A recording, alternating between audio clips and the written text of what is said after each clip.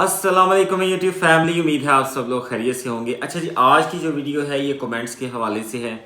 मुख्तलिफ कमेंट्स जो आप लोगों ने मुख्तलिफ वीडियोस के नीचे किए थे, तो उन सब का मैंने सोचा कि आज फिर जो है इसका आप लोगों को आंसर्स दिए जाएं, ताकि क्योंकि कुछ क्वेश्चंस इस तरह के होते हैं जिनका आंसर जो है वो डिटेल में होना ज़रूरी है। येस और नो में उनका जवाब नहीं दिया जा सकता, या मैं इस तरह से सेटिस्फेक्शन फील नहीं करता कि आप लोग अपना कीमती वक्त निकाल कर मेरी वीडियो देखते हैं और कमेंट करते हैं और उसके बाद मैं आपको उसका एक अच्छा और मुनासिब जवाब नहीं दे पाता। तो मेरी कोशिश होती है कि इस तरह के सेगमेंट में आप लोगों के जो क्वेश्चन के आंसर हैं वो मैं डिटेल में कर सकूं। अच्छा जी, सबसे पहला क्वेश्चन ऐड करता हूं। सबसे पहला जो क्वेश्चन है, असिस्टेंट रजिस्ट्रार का रिजल्ट कब तक आएगा। मैं पहले भी कई दफ़ा बता चुका हूं कि ये सारे जो रिजल्ट हैं ये ऑलमोस्ट पाइपलाइन में है, ये आने ही वाले हैं। ये किसी वक्त भी अनाउंस हो सकते हैं, इस वीक, नेक्स्ट वीक, उससे अगले वीक ये अनाउंस हो सकते हैं। अब ये किसकी मर्जी है? ये पीपीएससी की मर्जी है और उसके ऊपर किसी का कोई बस नहीं चलता। और पीपीएससी जो है वो एक इंतहाई अनप्रिडिक्टेबल इदारा है, यानी कि आप कुछ भी प्रिडिक्ट नहीं कर सकते पीपीएससी के बारे में, और कभी भी आप किसी भी सोर्स की इंफॉर्मेशन को वहाँ पे हतमी करार नहीं दे सकते। हो सकता है आज वहाँ पे कोई चीज़ तय हुई है और शाम के टाइम जो है उन्होंने अपना प्लान चेंज कर दिया है। तो इस लिहाज से जो लोग भी पीपीएससी की तैयारी कर रहे हैं, उसके पेपर्स दे रहे हैं या किसी भी कंपेटिटिव एग्जामिनेशन में अपीयर हो रहे हैं, तो पहले से अपना माइंड बना के रखें कि रिजल्ट जो है वो डिले भी हो सकते हैं और जल्दी भी आ सकते हैं। ये बिल्कुल ऐसे ही है जिस तरह से सब इंस्पेक्टर का पेपर मैं हमेशा ये रेफरेंस इसलिए देता हूँ कि ये बहुत अनप्रिडिक्टेबल था। 2 तारीख को लास्ट डेट थी ऑनलाइन एप्लीकेशन जमा कराने की, और 19 तारीख को 19 अक्टूबर को सब इंस्पेक्टर का जो इम्तिहान है वो कंडक्ट कर लिया जाता है। तो ये बहुत ही एक अनप्रिडिक्टेबल चीज़ है। Assistant registrar, tehsildar, AD, LDA और इसके बाद जो है वो chief officer, chief municipal officer, इन सब के जो रिजल्ट्स हैं और सब इंस्पेक्टर के रिजल्ट ये ऑलमोस्ट किसी भी वक्त आने वाले हैं। और एक रिजल्ट जो मैं बोल रहा हूँ वो है जी पीएमएस मिनिस्टीरियल कोटा का रिजल्ट, वो भी ऑलमोस्ट कंपाइल्ड है, वो भी इंशाल्लाह जल्द अनाउंस हो जाएगा। अब क्योंकि बहुत सारे जो कैंडिडेट हैं इस चीज़ से जो है वो कमेंट्स भी करते हैं कि सर आप हर रोज़ बता देते हैं कि रिज़ल्ट आने वाला है, लिहाजा मैं अब से एहतियात बरतते हुए बिल्कुल भी कोई भी डेट मेंशन नहीं करूँगा, बल्कि जो चीज़ मेरे पास आएगी, जो इन्फॉर्मेशन मेरे पास आएगी, मैं कोशिश करूँगा उसको बहुत एहतियात से बार बार उसको वेरीफाई करके उसके बाद ही आप तक मैं वो शेयर करूँ, ताकि आपका और मेरा जो है वो कीमती टाइम जो है वो सेव हो जाए। तो आगे चलते हैं जी नेक्स्ट क्वेश्चन पे। अच्छा जी, लिटरेसी मोबिलाइज़र के हवाले से मैंने बताया था लिटरेसी मोबिलाइज़र की जो जॉब्स हैं वो आने वाली हैं इंशाल्लाह। जो नेक्स्ट ऐड है उससे अगला ऐड है, उसमें लिटरेसी मोबिलाइज़र का जो है सीटें जो है वो अनाउंस हो जाएंगी। तो ये कमेंट है जी, लिटरेसी मोबिलाइज़र की सैलरी कॉन्ट्रैक्ट बेस पे 60 प्लस होनी है। जी बिल्कुल, इससे मैं अग्री करता हूँ 60 प्लस, क्योंकि इसका जो स्केल है उस हवाले से 11वीं स्केल पे 50,000 सैलरी है, तो यहाँ पे कम से कम ये 60 या 60 प्लस इसके राउंड अबाउट हो सकती है।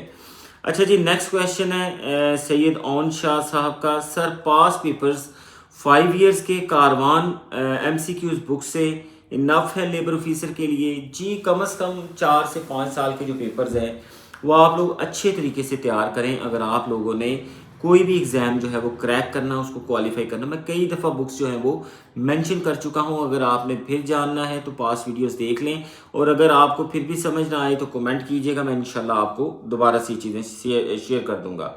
उसके बाद है जी, सर एसटीईओ पैरा का रिजल्ट कब तक आएगा और इसका नेक्स्ट फेज में ऐसे पेपर कब तक होगा? अच्छा जी, ये थोड़ा सा बता दूं कि इसके हवाले से पिछले दिनों एक कन्फ्यूजन सी क्रिएट की गई थी, और आई डोंट नो कि वेदर ये सोची समझी एक कन्फ्यूजन क्रिएट की गई या इस हवाले से कोई ना कोई गलती या ख़ता का कोई आंसर था कि जी पीपीएससी हुकाम जो हैं इस बारे में गौर फरमा रहे हैं कि आया पीपीएससी जो है वो एसटीईओ के सेकंड फेज में ऐसे का पेपर कंडक्ट करेगा, इंग्लिश ऐसे का, या कि उसको एमसीक्यूज टाइप में कन्वर्ट कर दिया जाएगा। तो जी ये चीज़ आपको मैं बड़े वसूख से बता सकता हूँ, इंशाल्लाह ये जो पेपर है वो ऐसे टाइप ही होगा और ऐसे का ही पेपर होगा। इंग्लिश ऐसे जो है वो अच्छी तरह से तैयार करें। कम से कम अगर आपने 10 से 15 ऐसेज भी लिख के रख लिए एक आध महीने के अंदर अंदर, तो इंशाल्लाह आप लोगों के बहुत अच्छे चांसेस हैं कि ये सीट जो है आप हासिल करने में कामयाब हो जाएंगे। सीटें भी काफ़ी हैं। और इसके बाद एक और चीज़ वाज़ह कर दूं कि जिन लोगों ने लॉ का पेपर दिया, तो लॉ में कंपटीशन जो है वो ऑलरेडी बहुत कम हो चुका है। बहुत सारे लोगों का पेपर जो है वो उस तरह का नहीं हो पाया जिस तरह का उन्होंने उम्मीद की थी। शायद टाइम भी कम था तैयारी का, और प्लस लॉ के लिए भी जो है वो एक पूरा जो है आपको एक पैटर्न चाहिए होता है तैयारी का। तो मे भी जो कंपटीशन है वो 1/3 ही रह जाएगा। तो कोशिश कीजिए, टॉपिक्स अगर आप जानना चाहते हैं तो मैं मेन थीम्स आपको बता दूं, एजुकेशन पे ज़रूर कीजिएगा।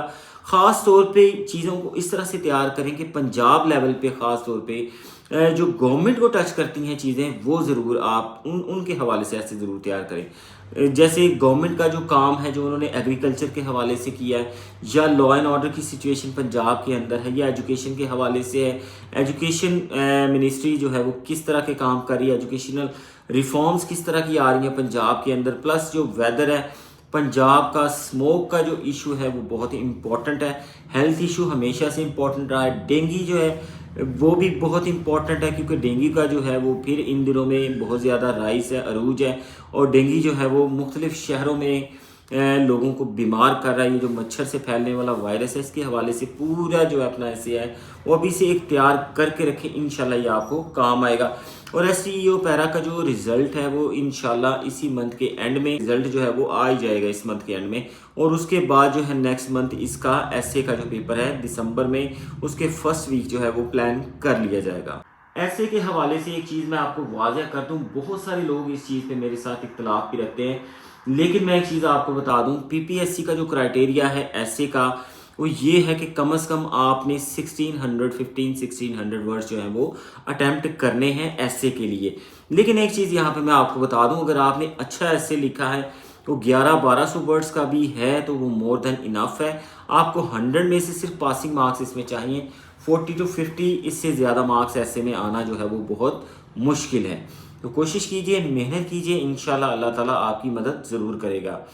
अच्छा जी, उसके बाद है कि लिटरेसी मोबिलाइज़र के हवाले से क्वेश्चन है कि सर ये सीट कौन सी वेबसाइट्स पे शो होंगी जी? PPSC www.ppsc.gop.pk इस पर जो है तमाम ऐड जो है वो आ जाते हैं और ये शो हो जाएंगी जो भी जॉब्स आएंगी फ्यूचर के अंदर।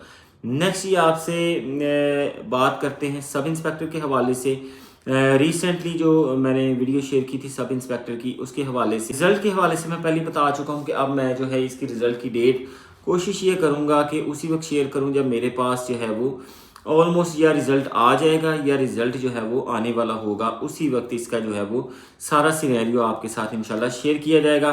क्योंकि इस तरह से एक चीज़ मैं भी महसूस कर रहा हूँ कि स्टूडेंट्स के अंदर, कैंडिडेट्स के अंदर ये डेवलप हो रही है कि वो इस चीज़ के ज़्यादा इंतज़ार में है, बजाय ये कि इंटरव्यू की तैयारी करें, बजाय ये कि उनका फोकस इंटरव्यू पे हो, वो इस चीज़ का ज़्यादा इंतज़ार कर रहे हैं कि जी रिज़ल्ट आ जाए, चीज़ कंफर्म हो जाए। मैं चीज़ बहुत दफ़ा बता चुका हूँ कि मेरिट हमेशा उन सीटों का लो रहता है जिनमें मल्टीपल सब्जेक्ट्स होते हैं। जब अगर सब्जेक्ट सिर्फ एक होगा आपके पास जनरल नॉलेज, तो उसका मेरिट डेफिनेटली 70+ जाएगा।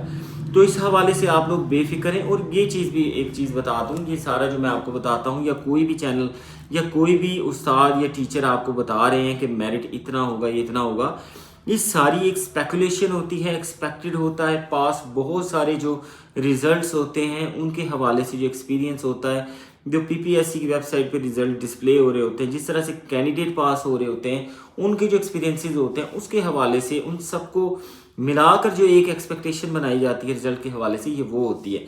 इसमें कमी पेशी हो सकती है, लेकिन आप लोग मायूस ना हों, ये कोई हरफ़े आखिर नहीं है। कोई भी सीट हो, चाहे PPSC की तरफ से हो, FPSC की तरफ से हो, ये हरफ़े आखिर बिल्कुल भी नहीं है। अपनी कोशिशें जारी रखें, अपनी मेहनतें जारी रखें, और बहुत सारे जो हैं इश्क़ इम्तिहान दुनिया में मौजूद हैं। आप इंशाल्लाह कामयाब ज़रूर होंगे। अल्लाह ताला ने आपका रिस्क जिस वसीले से भी लिखा हुआ है आपको वो ज़रूर मिलेगा।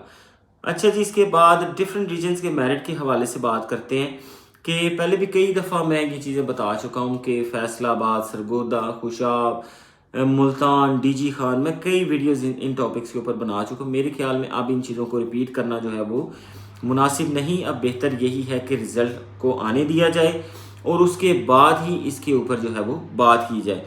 लेकिन कुछ स्टूडेंट बार बार जो फिर वीडियोस देखते हैं और उनके नीचे कमेंट करते हैं, उनका बेहद शुक्रिया और मुझ पर इत्मीनान का भी बहुत शुक्रिया। इंशाल्लाह उन सब के कमेंट्स जो हैं वो रिप्लाई करता रहूँगा। अच्छा जी, एक और चीज़ मैं आपको बता दूं, बहुत सारे कैंडिडेट्स अपने जब मार्क्स काउंट करते हैं तो वो कहते हैं जी उनके 60+ मार्क्स हैं, 70+ मार्क्स हैं। मैं जनरल बात कर रहा हूँ, सब इंस्पेक्टर के हवाले से ये बात नहीं कर रहा।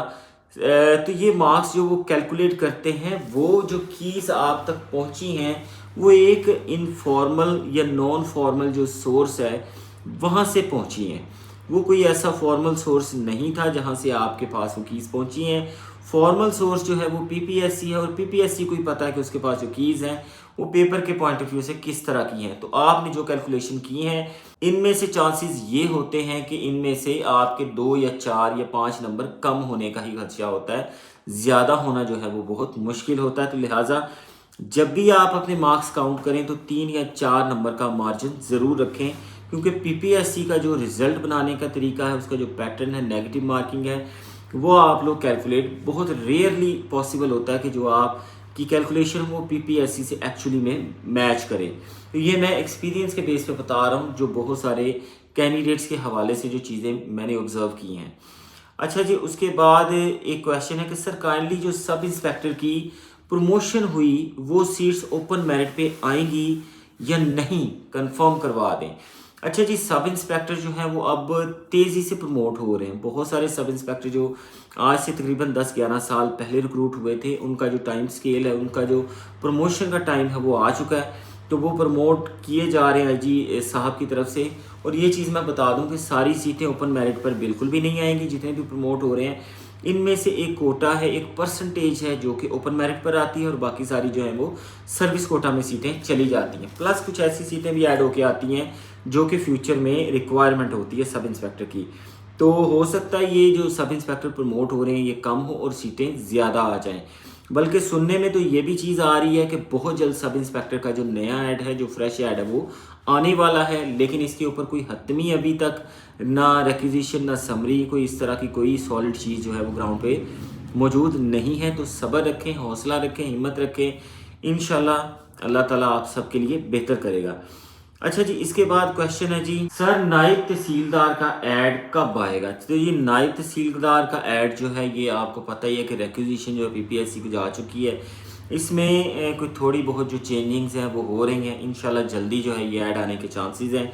मैं आपको कोई एग्जैक्ट डेट नहीं बता सकता, मे बी नेक्स्ट या उससे नेक्स्ट या 1-2 महीना इसमें निकल जाए। थोड़ा सा हौसला और सब्र का मुजाहरा कीजिए और तैयारी को जारी रखिए। इंशाल्लाह जो ऐड है वो तो आएगा ही, तो लेकिन आपकी तैयारी जो है वो ज़्यादा ज़रूरी है। पहले अपनी 2 महीने लगाएं, महीना लगाएं, 3 महीने लगाएं, अपनी तैयारी बहुत अच्छी करें। जनरल नॉलेज की किताबें पढ़ें नायब तहसीलदार के लिए।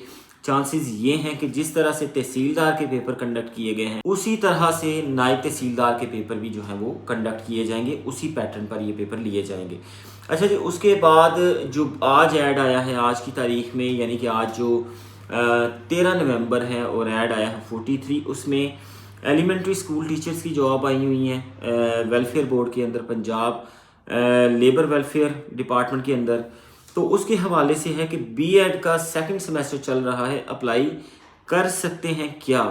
एक चीज़ मैं आपको वाज़ेह कर दूं, ये थोड़ा सा इसके ऊपर मैं इंशाल्लाह अब डिटेल वीडियो भी ज़रूर बनाऊंगा, लेकिन फ़िलहाल शॉर्ट में ये आंसर आपको दे दूं कि बीएड जो है वो कंपलसरी है।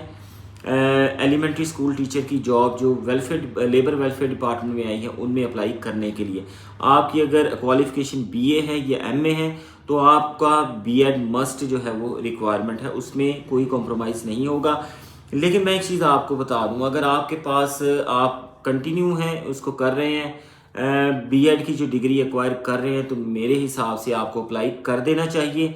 इंशाल्लाह जो है इसमें इसके अंदर जो है वो पीपीएससी की तरफ से कुछ दिनों के अंदर ही नोटिफिकेशन आएगा कि आप अप्लाई कर दें, और उसके बाद जो है वो, लेकिन प्रेफरेंस वो इंटरव्यू के टाइम पे बीएड या एमएड को देंगे, ये वाज़ेह है। लेकिन कुछ दिनों तक इसके अंदर तब्दीली के इम्कानात मौजूद हैं। इस पर इंशाल्लाह जो है वो मैं वीडियो डिटेल में ज़रूर बनाऊँगा। इसके बाद है जी, एमएससी फिज़िकल एजुकेशन वाले अप्लाई कर सकते हैं पीटीआई ईएससी के लिए?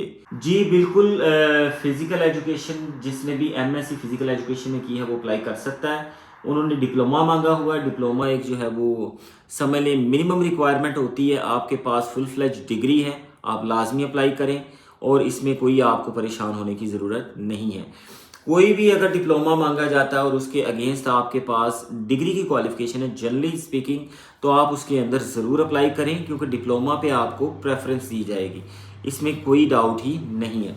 तो ये थी जी आज के क्वेश्चंस। उम्मीद है कि आप लोगों को आंसर जो है वो अच्छे लगे होंगे। कमेंट्स ज़रूर कीजिएगा, अपने अच्छे अच्छे जो कमेंट्स होते हैं वो आप लोगों के पढ़ने में मुझे भी बड़ी दिलचस्पी होती है और मुझे भी अच्छा लगता है कि मैं आप लोगों को रिप्लाई करूं। इंशाल्लाह नेक्स्ट वीडियो के साथ फिर हाजिर होऊंगा। इजाज़त दीजिए, अल्लाह हाफिज़, दुआ में याद रखिए।